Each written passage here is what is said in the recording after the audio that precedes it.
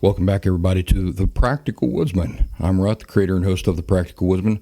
That's right, it's my ridiculous genius that has brought this all into existence. I've got a special treat to enjoy here with your company. These are called Pawpaws. Before we get into this, we've got to do the musical introduction to get us all in the mood. Winkety, winkety. I'll be right here. Don't go away.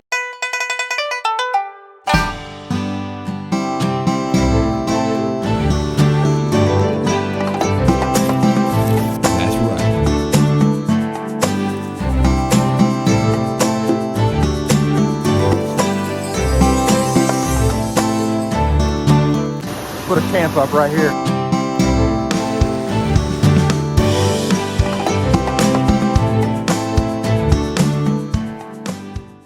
All right, so the infamous pawpaw fruit from the pawpaw tree. It's the 7th of September right now. And so this is about the time that they start dropping and getting ripe. And I've always considered the pawpaw to be sort of like the Appalachian mango, even though there's some confusion around that, because in Appalachia, most of us are used to calling mangoes, well, let's put it this way. Growing up, for us, what most of the world calls what do they call it? A bell pepper. A bell pepper for me, growing up, was a mango. In fact, there's a lot of folks around here who still refer to what people call bell peppers. There's still plenty of folks around here that call those mangoes, including myself. It just slips out. So that's our idea of the mango. Now, for a tropical mango, I consider the pawpaw sort of like the Appalachian equivalent of like a tropical mango. But there's another Latin fruit that is very closely similar to the pawpaw, and I believe it's called a guayabana. In fact, there's a Dominican singer named Juan Luis Guerra. He sings about the guayabana, and so the pawpaw is like our Appalachian version of the guayabana in taste and texture and all that.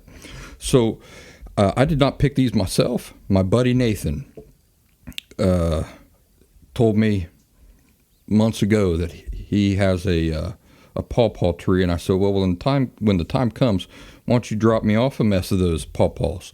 He says, I'll do that, and he did not forget. All these months later, he dropped these off this evening, and I'm real excited because I'll tell you something about these pawpaws.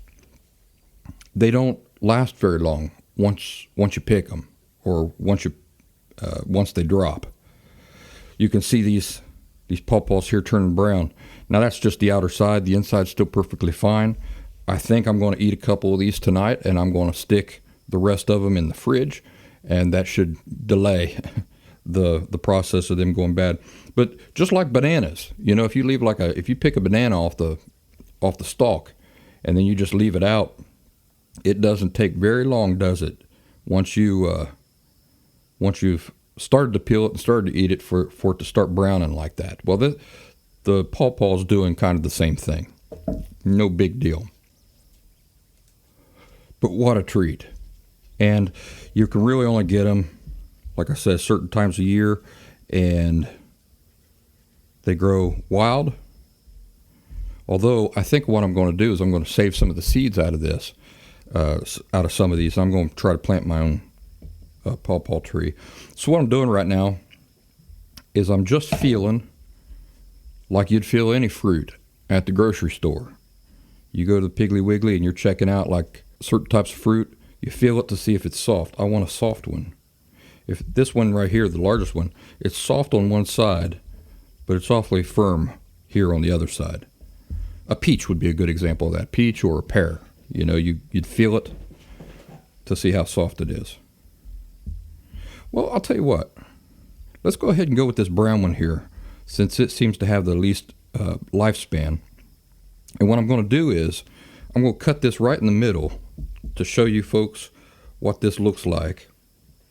And there are some seeds in there that are very easy to eat around. That's the interesting thing about these pawpaws.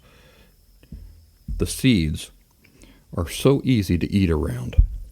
So there's the inner cut of that pawpaw. And can you see right here?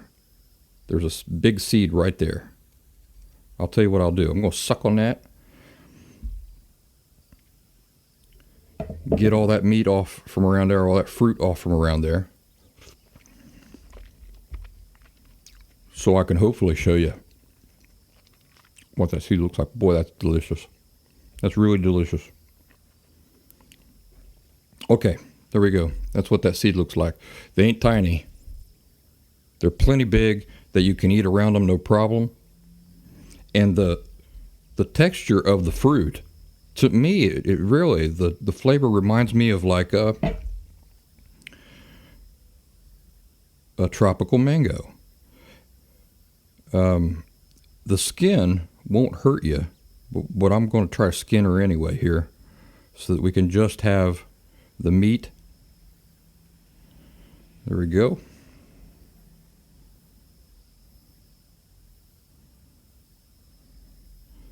And so we can see really plainly what this looks like.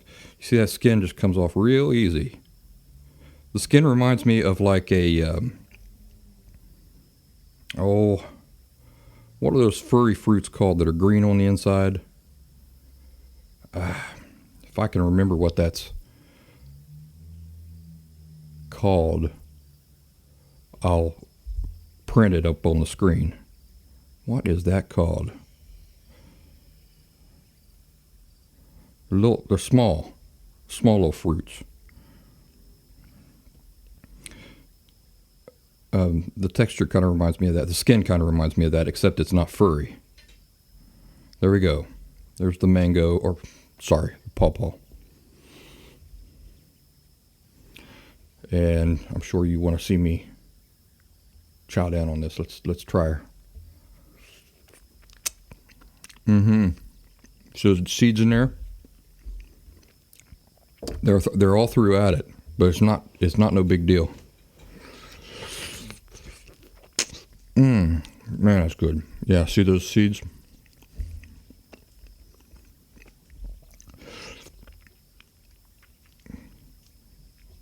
Because you can eat around those and spit those out no problem.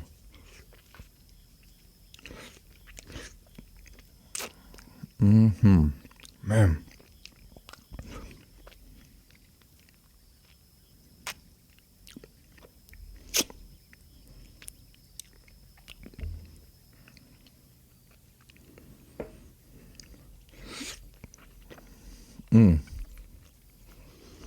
I'll tell you what, while I'm enjoying this, I'll flash some pictures on the screen of what the pawpaw tree looks like.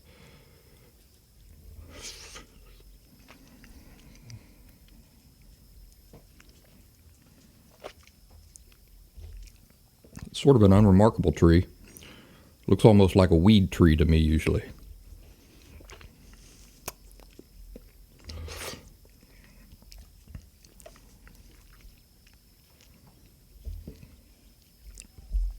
When I was a kid, my grandpa had some train tracks running by his house that go into the town.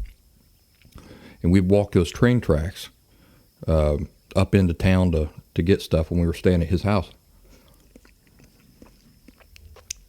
Always had pawpaw trees growing alongside of them. And this time of year, we would harvest all of those pawpaw trees. All right, so that was me eating one that was skinned. I'm going to show you the other side, the other half of this pawpaw. I'm just going to eat it with the skin on, that brown skin and everything.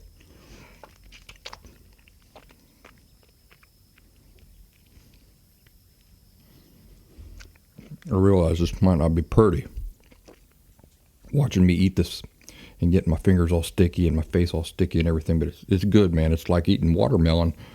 Not that it tastes like watermelon or it even has a texture like watermelon or anything, but I'm just saying the messiness of it is kind of nice like that.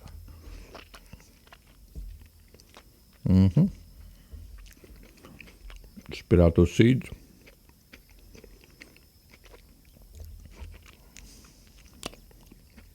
Wow.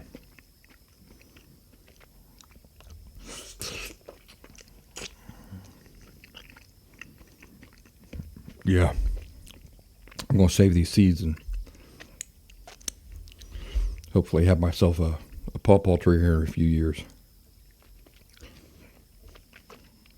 Or two.